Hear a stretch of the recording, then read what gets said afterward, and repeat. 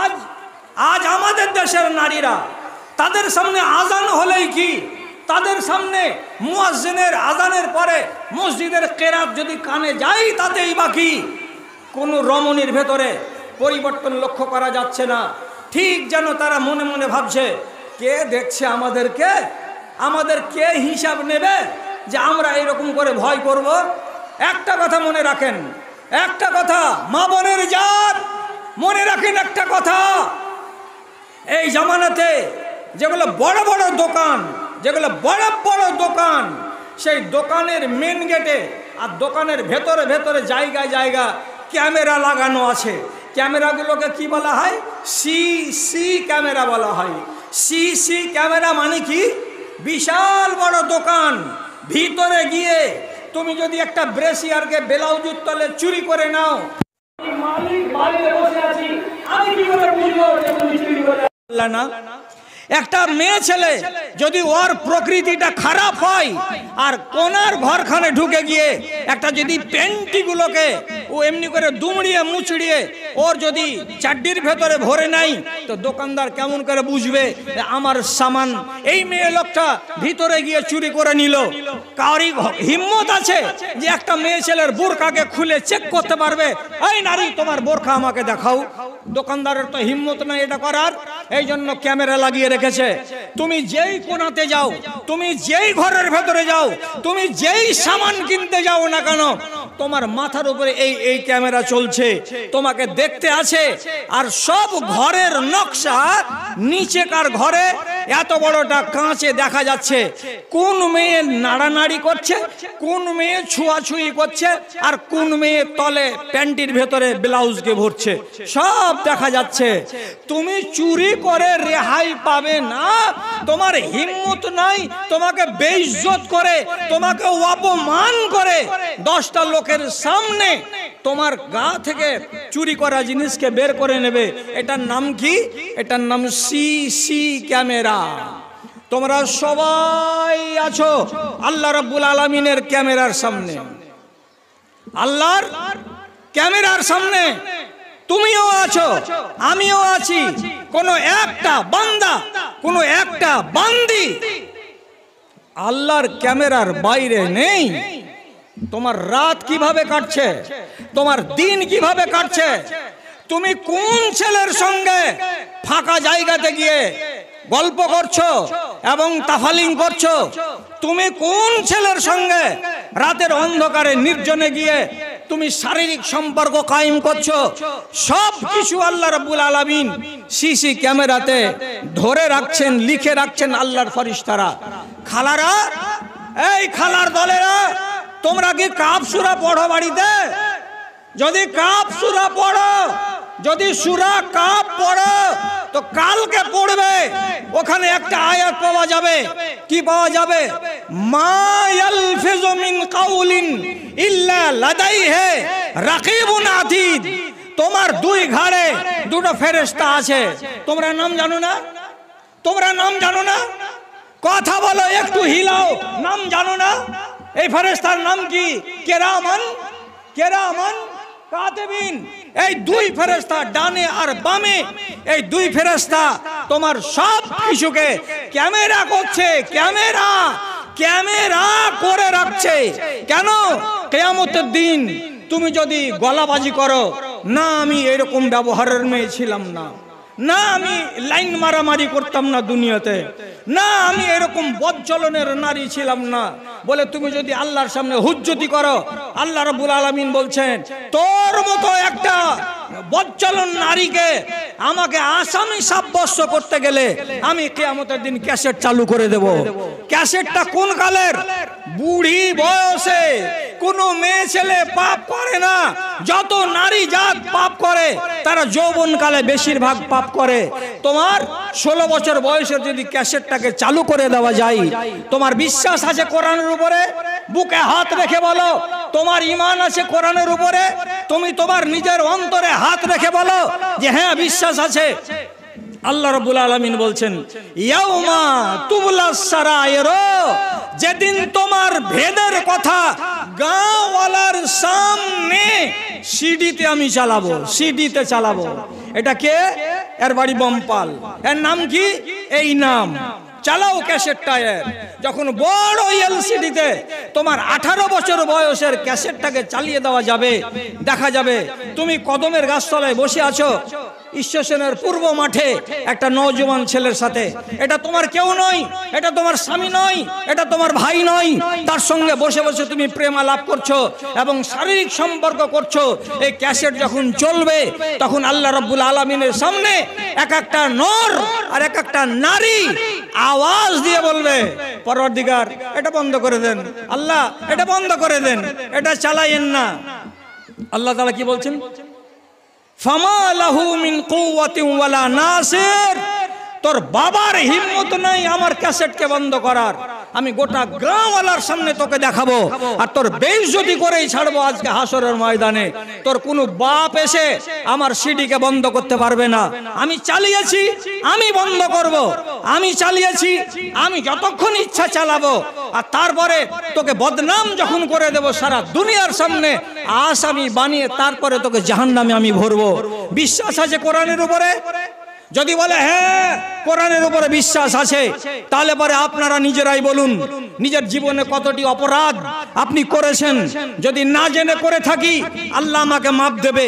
আর ওয়াজ শোনার পরে, জালসা শোনার পরে, ওলামাদের বয়ান শোনার পরে আপনি যদি পর্দা না করেন আর আপনার দ্বারাই যদি বেহাই হয়ে যায়, আল্লাহর কসম খেয়ে বলছি, আল্লাহর কসম খেয়ে বলছি, নবী করিম সাল্লাল্লাহু আলাইহি সাল্লাম বলেছেন, লা ইয়াদখুলুনাল জান্নাতা, বেহায়া নারী জান্নাতে যাবে না, বেহায়া নারী জান্নাতে যাবে না।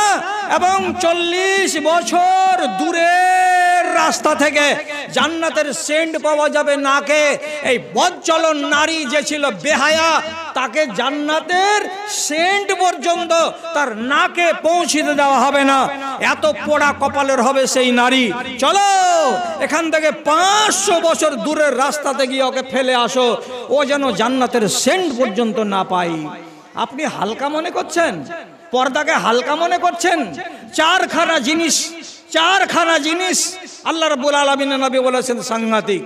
এই জন্য নর আর নারীর মাঝখানে 4টা কানুন আমাদেরকে মেনে চলতে হয়।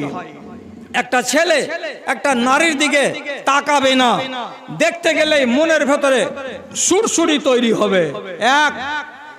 একটা ছেলে একটা মেয়ের সঙ্গে কথা বলতে যাবে না অপ্রয়োজনীয়। যদি অপ্রয়োজনীয় কথা বলে তো মনের ভেতরটা এইরকম হবে, ইমানটা দুর্বল হয়ে যাবে, দুজনের ইমান ড্যামেজ হবে, ফলে দুজনের দিকে আকর্ষিত হয়ে যাবে। এই জন্য কথা বলা বলি নারীতে চলে না। তারপরে নবীজি বলেছেন একটা নর একটা নারীর গায়ে গা লাগাতে যাবে না, একটা নারী একটা নরের গায়ে গা লাগাতে যাবে না। কেন?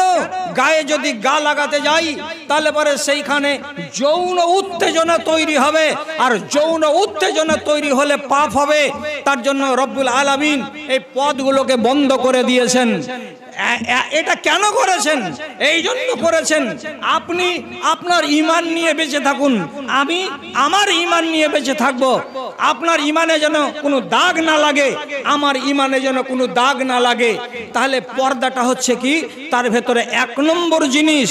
এই জন্য রাসূল করিম সাল্লাল্লাহু আলাইহি ওয়াসাল্লাম এবং আল্লাহ তাআলা বারবার তাগিদ করছেন, হে রমণীরা, তোমাদের শরীর আর অংশ বিশেষ কাউকে দেখতে দিও না, তোমাদের শরীরের কোনো অংশ পর পুরুষকে দেখতে দিও না, বারবার দেখতে দিও না।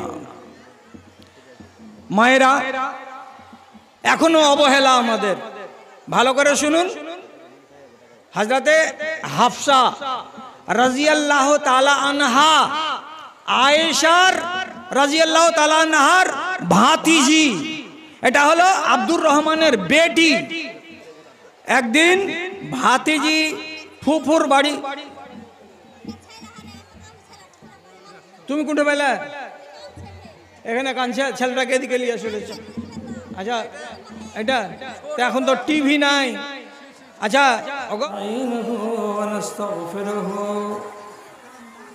ونعوذ بالله من شرور أنفسنا أنفسنا ومن سيئات أعمالنا من يهده الله فلا مضل له ومن يضلله فلا هادي له وأشهد أن لا إله إلا الله وحده لا شريك له وأشهد أن محمدا عبده ورسوله أما بعد فأعوذ بالله من الشيطان الرجيم بسم الله الرحمن الرحيم يا أيها الناس إنا خلقناكم من ذكر وأنثى وجعلناكم شعوبا وقبائل لتعارفوا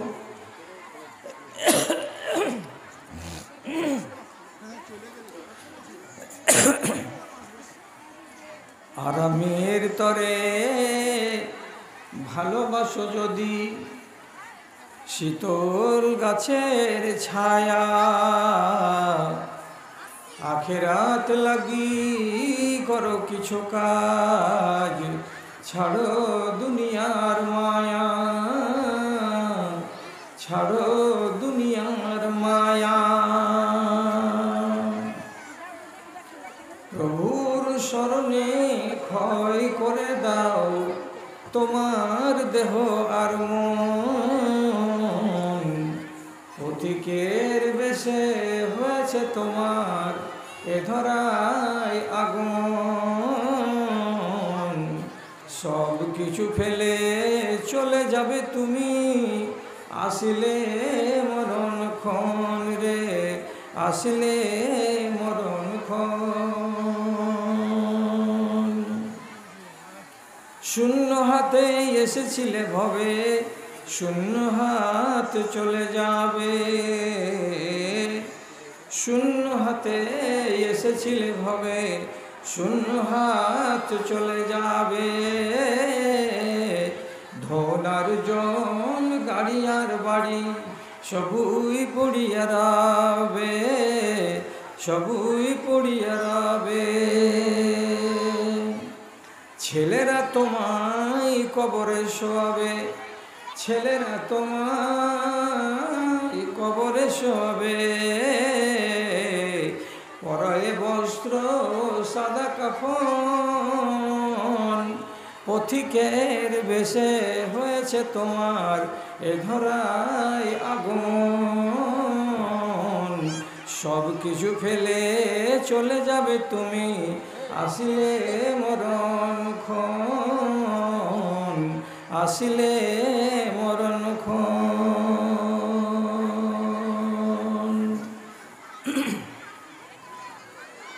মাননীয় আজকের সভার সভাপতি সাহেব সমবেত এই এলাকার বিভিন্ন গ্রাম থেকে অর্থাৎ বাটনা মাদ্রাসার চতুর্দিকে যতগুলো গ্রাম আছে সমস্ত গ্রাম থেকে আগত অসংখ্য ও অগণন মাত্রায় এই মজলিসে উপস্থিত মজলিসের শরীক আমার আদরের মায়েরা এবং বোনেরা আপনাদেরকে আমি আন্তরিক মোবারকবাদ জানাচ্ছি এবং আপনাদেরকে সাধুবাদ জানাচ্ছি যে আপনারা কিছুদিন যাবৎ আমাদের এই সিস্টেমটাকে মন থেকে মেনে নিয়েছেন দিনের বেলায় আসছেন কিছু বয়ান শোনা হচ্ছে এবং বয়ান শুনে কিছু দান ধ্যান করে এখান থেকে যাচ্ছেন দুটোই কাজ হচ্ছে আলহামদুলিল্লাহ ঠিক আছে তো দান তো আপনারা দেবেন এবং দান আমি তো নিব তাছাড়া আমাদের ছেলেরা লাইনে লাইনে ঘুরছে আপনারা ওখানে দিয়ে দেবেন আর যার আরমান আছে যে আমি স্টেজে এসে মাওলানার হাতে ধরিয়ে দিব সে আপনি আপনার দানটাকে নিয়ে বসুন, আপনাকে 10 থেকে 15 মিনিট কিছু কথা বলি। একটুও যদি না শুনেন এখানে এসে, তো তাহলে কেবলমাত্র আপনাদের একটা অংশ হাসিল করা হবে, আর মেজর বেশি অংশটা আপনি ছেড়ে দিবেন, আর এটা হয় না। কাজে আপনাকে কিছু শুনতে হবে, আর শোনার উদ্দেশ্যেই আপনাদেরকে এইখানে ডেকেছি। শোনার পরে আপনাদের কাছে দান চাইব, এই তো হলো আমাদের উদ্দেশ্য। আর এই উদ্দেশ্যটা যদি সফল করতে পারা যায়, তাহলে আপনারা কামিয়াব, আমরাও কামিয়াব ইনশাআল্লাহ। তাহলে এবার আপনাদের সামনে 2-4টা কথা বলতে যাচ্ছি। এরা বলছে, এখানকার লোকেরা বলছে, আমি রেহাই চেয়েছিলাম, যে আমার বয়স হয়ে গেছে, আমাকে মা বোনদের সামনে আর যেন কথা বলতে না হয়। কেন যে আপনাদেরকে নিয়ন্ত্রণ করতে বড় কষ্ট হচ্ছে, আওয়াজ বেশি করতে হচ্ছে, চিৎকার বেশি করতে হচ্ছে, তার জন্য আমার কষ্ট হচ্ছে বলে আমি রেহাই চেয়েছিলাম। কিন্তু আপনারা বলছেন যে না, ওকে রেহাই দেওয়া হবে না। এতগুলো মা বোন আর নাকি আপনারা সবাই আমাকে ভালোবাসেন। তো আলহামদুলিল্লাহ, আপনারা যখন আমাকে এত ভালোবাসেন, তখন আপনাদেরকেও আমি মন থেকে ভালোবাসি। কেউ আমার মা, কেউ আমার বোন, কেউ আমার বেটি। তাহলে আপনাদেরকে বলছি, আল্লাহর ওয়াস্তে মুখটাকে বন্ধ করুন আর তাড়াতাড়ি নিজের জায়গায় বসে যান। আমি লম্বা আওয়াজ করব না, অল্প কিছুক্ষণ কথা বলবো, তারপরে আপনাদের কাছে আমি দান চাইবো। এই সামনের গুলো, এই লাল ওড়নি, তুমি বসলে না বসলে না? হ্যাঁ, কি হলো? কথাগুলো কানে যাচ্ছে না নাকি? 2-4টা কথা বলবো আমি এখন, আপনারা কথা বলবেন না। নিজের নিজের জায়গাতে বসে দরুদ পড়ুন। আগে আমি দরুদ শুরু করছি, আপনারা দরুদ পড়ুন। দরুদ পড়ার পরে যদি আপনি কথা বলেন, তাহলে আপনি খেয়ানত করবেন, আল্লাহ আপনার গুনাহ লিখবে, কিন্তু আমি বলে দিচ্ছি। দরুদ শুরু করুন পড়তে। আল্লাহুম্মা শুরু করুন। আল্লাহুম্মা সাল্লি আলা মুহাম্মাদিন ওয়া আলা আলি মুহাম্মাদিন কামা সাল্লাইতা আলা ইব্রাহিমা ওয়া আলা আলি ইব্রাহিমা ইন্নাকা হামিদুম মাজিদ। আল্লাহুম্মা বারিক আলা মুহাম্মাদিন ওয়া আলা আলি মুহাম্মাদিন কামা বারাকতা আলা ইব্রাহিমা ওয়া আলা আলি ইব্রাহিমা ইন্নাকা হামিদুম মাজিদ। আল্লাহ আমার মা বোনদেরকে তুমি হুঁশ দাও, জ্ঞান দাও, এরা যেন শান্তি শৃঙ্খলা বজায় রাখে আর দুটো কথা রাখে। কথা বলছিলাম কি, বর্তমান জমানায় নারী পক্ষের একটা বড় রোগ, আর নর পক্ষের একটা বড় রোগ। নর যারা, অর্থাৎ পুরুষরা একটা রোগে আক্রান্ত আছে। এরা মুসলমানদের সমাজকে দিনের দিন নষ্ট করে যাচ্ছে, ইসলামের ক্ষতি করে যাচ্ছে। একটা ওরা, আর মা বোনেরদের একটা রোগ। এই রোগ দিনের দিন বাড়ছে, আর মায়েদের দ্বারাই অত্যন্ত ইসলামের ক্ষতি হচ্ছে, দিনের ক্ষতি হচ্ছে। আপনারা জেনে আর না জেনে এই ক্ষতিগুলো করছেন। ছেলেরা কি করছে? বর্তমান জমানার 2টা রোগ। ছেলেদের ভেতরে রোগ হলো এই, যতটি দিন যাচ্ছে তত দেশের মাটিতে ছেলেদের ভেতরে নেশা খাওয়ার প্রবণতা বাড়ছে। নেশা খাওয়া 1-2টা ছেলে নয়, বর্তমান সমাজে যুবক ছেলে মিলেগে এক একটা গ্রামে চিরাগ জ্বালিয়ে লাইট হাতে করে খুঁজে বেড়াতে হবে, এমন কোনো ছেলে আছে যেই ছেলেটা নেশা করে না? এই নেশা না করা ছেলে খুঁজে পাওয়া যায় না এই জমানায়। একগুলো হলো বড় নেশা, সাংঘাতিক, যেগুলোকে বলা হয় মদ। আর একগুলো হলো ছোট নেশা, যেইগুলো নেশা মদের সমান ক্ষতি করে না, কিন্তু গুনাহ অবশ্যই করে। সেইগুলো নেশা হলো কোনগুলো? যেগুলো আজকের দিনে আমাদের যুব সমাজের ভেতরে বেড়েই যাচ্ছে, দিনের দিন বেড়েই যাচ্ছে। এটা বড় দুঃখের সংবাদ, এটা ভালো সংবাদ নয়। একটা মানুষ যদি আল্লাহকে ভয় না করে, আর সে যদি সারাটা জীবন ধরে হারাম খেতে থাকে, তাহলে আপনি নিজে চিন্তা করে বলুন তো, তার কি আল্লাহ রাব্বুল আলামিনের উপরে 4 আনা বিশ্বাস আছে? 4 আনা বিশ্বাস আছে?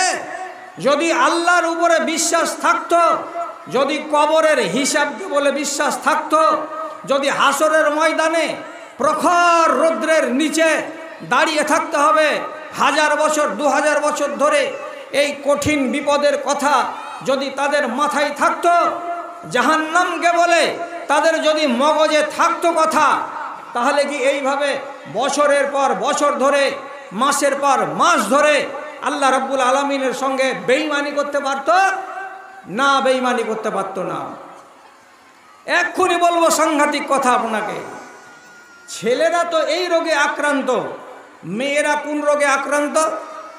এখানে আমার বয়স্কা মায়েরা আছেন, আপনারা ভালো করে জানেন। আপনি নিজে বলেন আর নিজে এটা লক্ষ্য করে দেখেন যে বিগত 25 বছর আগে, বিগত 30 বছর আগে আমাদের পাটনা এলাকায় হায়া এবং শরম যে মাত্রাতে ছিল, আজকের দিনে নারীদের মধ্যে হায়া এবং শরম সেই মাত্রাতে কি আছে? আমার আগেকার দিনের মায়েরা ওরা বলতে পারবে যে আগেকার যুগের নারীদের ভেতরে যে হায়া এবং শরমটা ছিল, সেই হায়া শরম বর্তমান জমানার নারীদের ভেতরে নেই, এবং সেটা দিনের দিন কমেই যাচ্ছে। অথচ ওয়াজে আমরা কোনো ত্রুটি রাখি না, আমরা ওয়াজ করাতে কোনো খামতি রাখি না। কেন হচ্ছে এইটা? কেন হলো এইরকম? এর জবাব, সঠিক জবাব, 100% খাঁটি জবাব আমি দিতে পারবো না। তবে আমার সম্ভাবনাময় জবাব হচ্ছে এই, কিয়ামত যখন কাছে আসবে, যখন আল্লাহ রাব্বুল আলামিন দুনিয়াকে বরবাদ করবেন, তখন ছেলেদের অন্তর থেকে ঈমানকে টেনে নেবেন এবং মেয়েদের অন্তর থেকে ঈমানকে টেনে নেবেন। আর তার চাইতে বড় কথা হলো এই, রাসূল করিম সাল্লাল্লাহু আলাইহি ওয়াসাল্লাম বলেছেন, কিয়ামতের আগে তোমাদের দেশ থেকে ধন মালের বরকত, তোমাদের রুজির বরকত এবং তোমাদের বাড়িতে সুখ শান্তি এইগুলোকে ছিনিয়ে নেওয়ার আগে আল্লাহ তাআলা বলছেন, আমি তোমাদের অন্তর থেকে আল্লাহর ভয় কেড়ে নেব। তোমাদের অন্তরে আল্লাহর ভয় থাকবে না। তোমরা আল্লাহকে বলে ভয় করবে না, আগুনকে বলে ভয় করবে না, মালাকুল মউতকে বলে চিন্তা করবে না, মুনকার নাকিরের প্রশ্নকে বলে তুমি কেয়ার করবে না, চিন্তা করবে না। তোমাদের অন্তরের ভেতরে আল্লাহর ভয় থাকবে না। আর যদি আল্লাহর ভয় না থাকে, তাহলে একটা চোর চুরি করতে গেলে দ্বিধা পাবে না। একটা নারী যদি ব্যভিচার করতে যায়, তাহলে তার মনের ভেতরে দ্বিধা থাকবে না। একটা ছেলে সে যদি হারাম খেতে যায়, তাহলে আল্লাহকে বলে ভয় নাই, তো আর কাকে বলে আমি ভয় করি? ঠিক সেই রকমেরই একটা নারী, তার অন্তরে যদি আল্লাহর ভয় না থাকে, তাহলে সে বলবে আল্লাহকে মানি না, আল্লাহকে ভয় করি না, তো দুনিয়ার বেটা ছেলেকে কে ভয় করে? এইরকমভাবে তারা কি হয়ে যাবে? ডোন্ট কেয়ার মিজাজ হয়ে যাবে, মানে পরোয়াহীন হয়ে যাবে এবং নিজের মন মতো তারা জীবন কাটাবে। আর যখন এইরকম করে নিজের মন মতো জীবন কাটাবে, তাদের ঈমানগুলো শূন্যের কোঠায় পৌঁছে যাবে। কোথায়? শূন্যের কোঠায়। দিলে ঈমান থাকবে না। রাসূলুল্লাহ বলেছেন, ইন্নাল ঈমানা লা ইয়ারুজু ইলাল মাদিনাতে কামা তারুজুল হাইয়াতু ইলা জুহরিহা।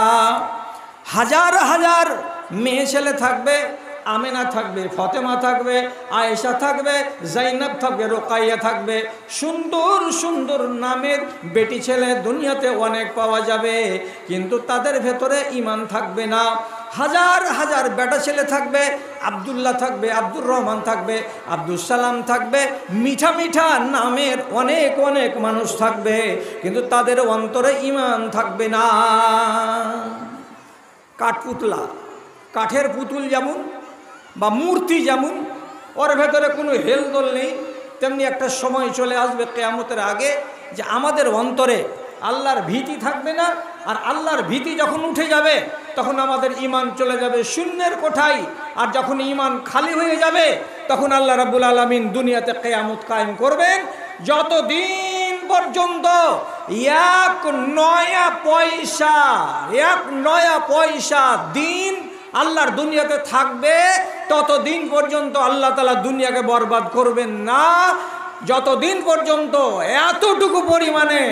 এতটুকু পরিমাণে দিন বাকি থাকবে। নমাজ উঠে যাবে, আল্লাহ কিয়ামত করবেন না। রোজা উঠে যাবে, আল্লাহ কিয়ামত করবেন না। হজ জাকাত সব উঠে যাবে, হালাল খাওয়া উঠে যাবে, লজ্জা পর্দা সব উঠে যাবে, মানুষ চোর ছাঁচড় লম্পট সব কিছু হয়ে যাবে, তবু আল্লাহ তাআলা এখনো দুনিয়াকে বরবাদ করবেন না। কেন করবেন না?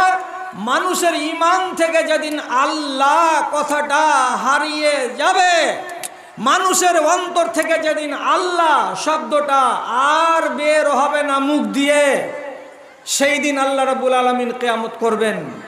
ততদিন পর্যন্ত ইন্তজার, ততদিন পর্যন্ত অপেক্ষা। তার আগে কি হবে? অনেকগুলো ঘটনা আছে, অনেকগুলো কথা আছে। তার মধ্যে একটা, ব্যভিচার দেশের মাটিতে বেড়ে যাবে, গায়ে গায়ে পাড়ায় পাড়ায় ব্যভিচার হবে। সেই দেশের যারা বুদ্ধিজীবী, যারা একটু ভালো মানুষ, তারা বলবে লাউয়া রাইতুম এলা ওয়ারাইল জেদার। একটা ছেলে আর একটা মেয়ে দিনের বেলায় যখন নাজায়েজ কাজ করবে, তখন সেই যুগের ভদ্রলোকেরা বলবে, বাবারে তোরা দেওয়ালের আড়ালে চলে যা। মানা করা যাবে না, কাউকে নিষেধ করা যাবে না, কাউকে যে মেরে শাসন করা যাবে না। সেই যুগের যেটা ভালো মানুষ, তার পরিচয় হলো এইটা। ও শুধু এইটুকু বলবে, এই ছেলে মেয়েটাকে নিয়ে দেওয়ালের পিছন দিকে চলে যাও, এই মেয়েটা তুমি এই তোমার বন্ধুকে নিয়ে জঙ্গলের দিকে চলে যাও, রাস্তার কিনারা থেকে হেঁটে যাও। এইটুকুই কথা বলবে, কিন্তু কেউ বারণ করতে পারবে না কোনো নারীকে, কেউ বারণ করতে পারবে না কোনো নরকে। এতটাই ব্যভিচার দুনিয়াতে ব্যাপক হয়ে যাবে। এবং রাসূল করিম সাল্লাল্লাহু আলাইহি সাল্লাম বলেছেন, ইয়াতাসাফাদুনা তাসাফুদাল হামিরে। ছেলে এবং মেয়ে যদি কোনো দরকারে বাড়ির বাইরে যাই, শামসি যাই, যদি গাজল যাই, যদি মালদা যাই, কোনো প্রয়োজন পড়ে তো তাহলে তারা চলবে।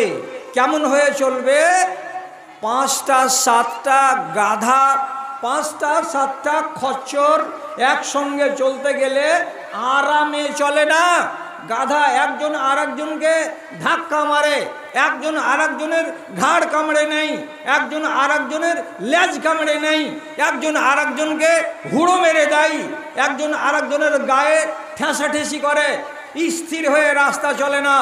তেমনি নবীজি বলছেন, যেদিন তোমরা দেখতে পাবে এই দেশের নারীরা আর এই দেশের নরেরা বাইরে বের হতে গেলে ওই গাধা আর গাধীর মতো ছেলে আর মেয়ে দুজনে হাতকে জাপটিয়ে একজন আর একজনের আঙুলে ভরে, একজন আর একজনের কাঁধের উপরে রেখে, একজন আর একজনের কোমরের উপরে রেখে যদি ছেলে আর মেয়ে ওপেন চলাচল করে, খোলাখুলি চলাচলি করে, তাহলে জানতে হবে তোমাদের ঈমান এখন তলানিতে যাচ্ছে এবং কিয়ামত আস্তে আস্তে কাছে চলে আসছে।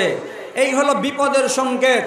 আর এইগুলোর সংকেত যেদিন দেখা যাবে, সেই দিনে মেনে নিতে হবে আল্লাহ রাব্বুল আলামিন দুনিয়াতে আর বেশি দিন আমাদেরকে বাঁচিয়ে রাখবেন না। হয়তো আমরা চলে যাব, আর আমাদের পরের প্রজন্মটা যাবে কি যাবে না, তার আগে আগে রব্বুল আলামিন দুনিয়াকে বরবাদ করে দেবেন। মায়েরা, কথাটা কি মিথ্যা? কথাটা কি মিথ্যা বলছি যে বর্তমান জমানায় নারীদের পর্দাটা কমে গেছে? এ কথাটা কি আমি ভুল বলছি? এ কথাটা আমি ভুল বলি না, আমি খুব ইনসাফ করে বলছি। কেন ইনসাফ করে বলছি?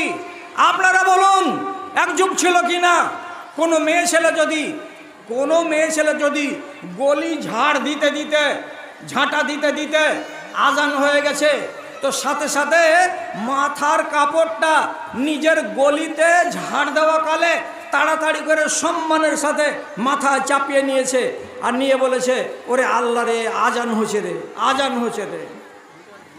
অবশ্য সব সময়তেই মাথাতে থাকবে কাপড়, কিন্তু একগুলো নারী ছিল যে আজান হতে গেলে আজানের সম্মান জোগাতে গিয়ে তারা কি করত? মাথার কাপড়খানাকে লেহাজ করে উপরে চাপিয়ে নিত।